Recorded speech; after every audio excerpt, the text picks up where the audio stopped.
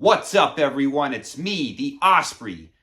Now, before we get started with this review, I'd like to give a shout out to our friends at Pat's Pond in Crystal River, Florida, and Eugene at Moe's Gaming Emporium in Homosassa, Florida, for helping me out with the newest addition to my awesome family of retro gaming systems, the Nintendo 64.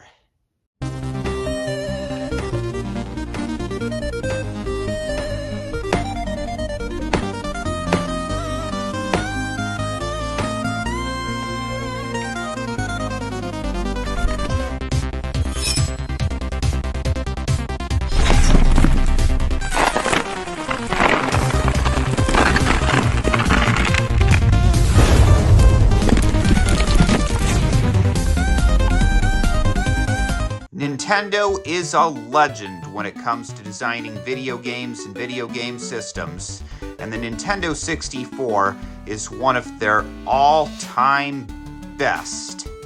One of my favorite parts about the Nintendo 64 is that it has 1, 2, 3, 4 controller ports, which is really great for multiplayer games.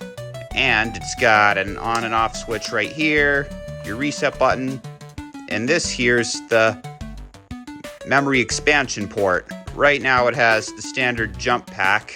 You can also buy an expansion pack separately to enhance the graphics on certain games, and there's also a handful of games that do require the expansion pack, but we'll get into that later.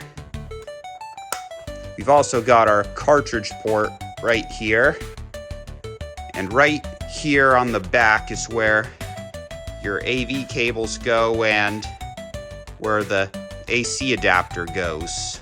Instead of the usual big inverter that attaches to the plug that goes into the wall, Nintendo had a really great idea of making the inverter plug directly in to the system, which really makes life easier when you have a lot of stuff plugged into the wall.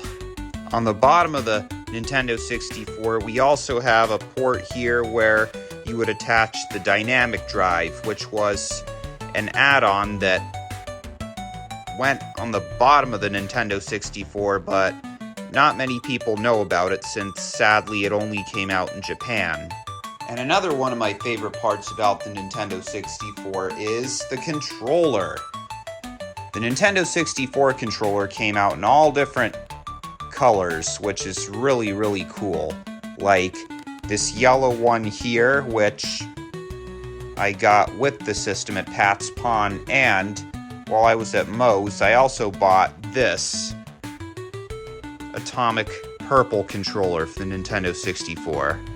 It's got a joystick here, you got your D buttons, your start button, your left and right shoulder buttons. You've got your A and B buttons, a little C pad with 4 yellow buttons that go up, down, left, right. And you also have another Z button down here. Now, this thing in here is called the controller pack, which I also got from Moe's. The controller pack is to the Nintendo 64 as the memory card is to the PlayStation. You're going to need one of these if you want to save your progress on a lot of games. At first glance, you might think that this is the standard way to hold a Nintendo 64 controller since you've got the D-pad right here. But in most games, the control stick is the standard movement control. So you actually hold the controller from this handle over here while you press the Z button down here. It almost functions more like a trigger than a button. These here are the games for the Nintendo 64. It was one of the very last systems to use cartridges while the PlayStation and the Sega Saturn were using discs. We've got Starfox 64, which I got from Moe's. We got Earthworm Jim 3D, which I got from Moe's. And at Pat's Pawn, I got NASCAR 99, which came with the system. We've got Donkey Kong 64. We've got Perfect Dark and Mario Kart 64. Little Hand says, let's rock and roll.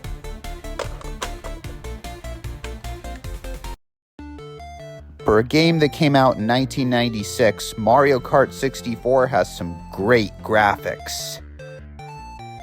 Next up is NASCAR 99.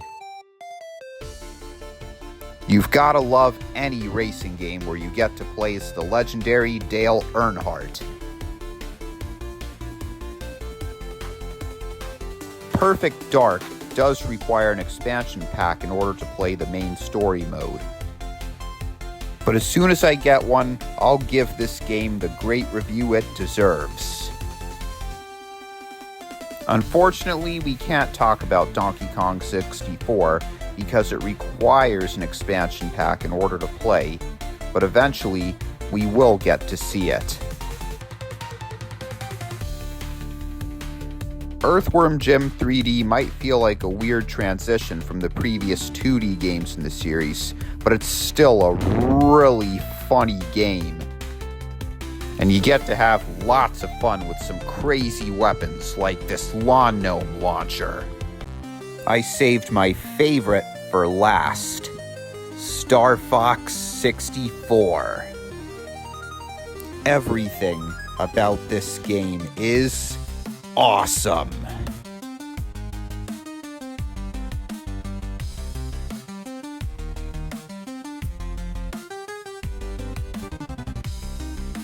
I'd really hate to see that robot's insurance rates.